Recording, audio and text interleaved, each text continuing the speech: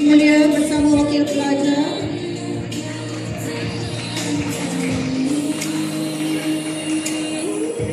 Berikutnya dipersilakan Pengetua Sekolah Menengah Agama Majlis Agama Islam Wilayah Persekutuan Kuala Lumpur.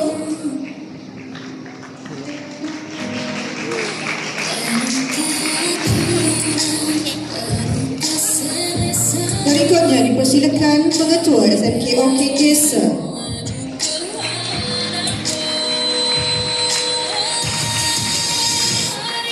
Seterusnya dipersilakan Pengetua SMK Alam Jamal.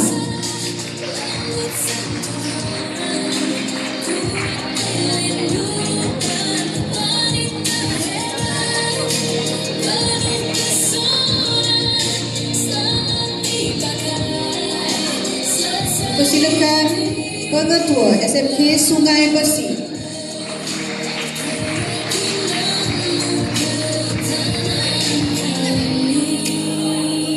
Seterusnya dipersilakan Pengetua SMK Bandar Tun Razak.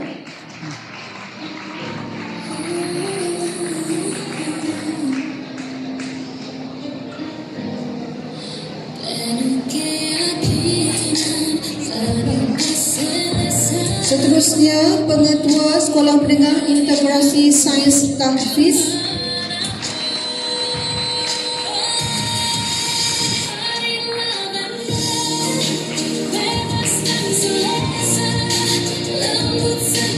Berikutnya Pengetua Sekolah Menengah Sains Selangor.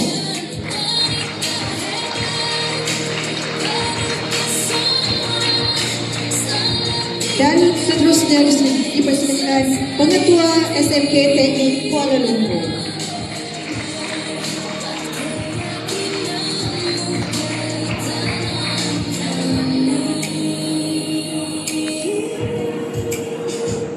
Dan seterusnya dipersilakan sekali lagi Pengetua Sekolah Menengah Integrasi Sains Tahfiz.